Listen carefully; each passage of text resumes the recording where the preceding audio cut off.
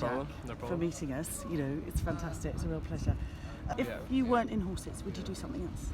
Definitely, I think so. I was always very sporty. I'm sure it'd be something within sports. Yeah. Whether it was even, I'd probably always do a sport, but I was always very interested in sports psychology and all that kind of stuff. So probably something to do with sport generally. Fantastic.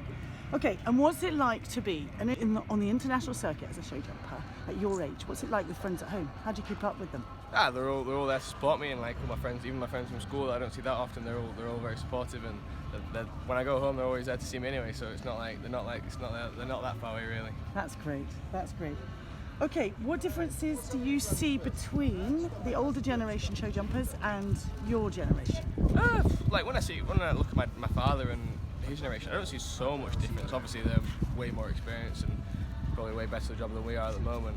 But I think in terms of personalities and everything, maybe there's a gap in the middle there that's between me and my father that's a bit different, a bit quieter maybe. But I think in general, they're all very friendly, very very nice people. I think we just try and get on with each other and try and beat each other as well. So yeah. I don't know how friendly you can be generally, but we try and we'll be very friendly together and keep it all. Have you ever competed in any other disciplines? No. I mean, I did like when I was really young. When I was in pony club, I did like eventing and all that kind of stuff, but nothing ever serious. It's always been show jumping. Yeah, always. Yeah. That's great. Okay, what's your most memorable competition? Best or worst? Most memorable.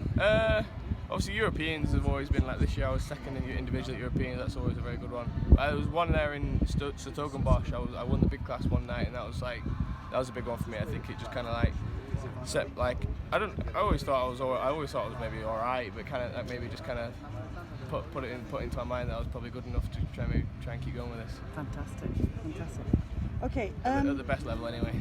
Yeah, well you're here and you're doing brilliantly, so... No sé si es el más joven, pero si no es el más joven de la prueba, cerca de bandar. Solo tiene 20 años. Subcampeón de Europa este año de jóvenes jinetes, el hijo de Michael Whitaker, Jack Whitaker, monta Balbi de la Land.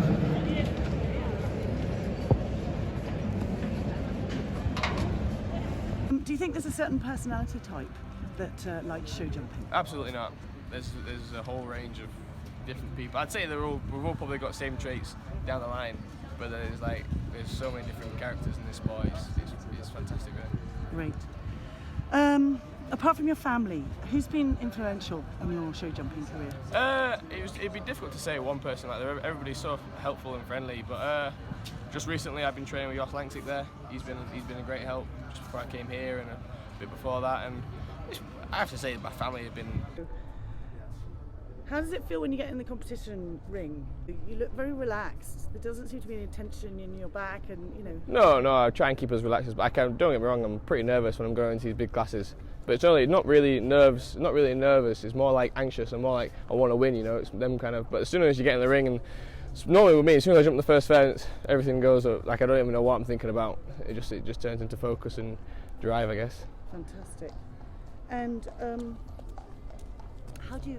is there something that you do before you go into the ring, like to get yourself into the zone? But normally I just go through my course one more time, a couple more times. I keep going through my course. When I get in the ring, I constantly go through my course and just trying to stay relaxed as possible and make sure my horse is relaxed. And there isn't really one thing I'd say specifically or a consecutive group of things that I do specifically, but just try and stay as relaxed as possible and make sure I know what I'm doing. They've been the biggest ones. Like everybody in my family, they've helped me so much, and just everybody around you. It's like very close family, very close friends.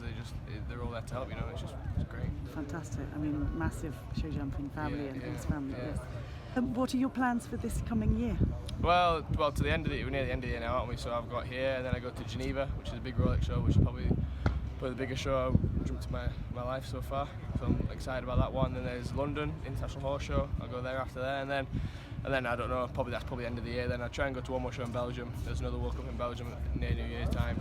I'll try and do that one, but I'm not in there yet. We'll just see how that goes, and then just take it easy for a couple of weeks, I guess. Then that's a lot of shows for my horses to be doing. That's 3 shows there already, and maybe one more. So there's 4 shows nearly consecutively. So I'll probably take a bit of a break then, and then maybe go to Spain or come back to Spain or something. Do one of them well, tours, if you're coming back, we'll have a look at you. Yeah, so that's great. We'll just try and make a plan. Hopefully I can do a few more World Cup shows, but we'll see how they go. See how I go here today.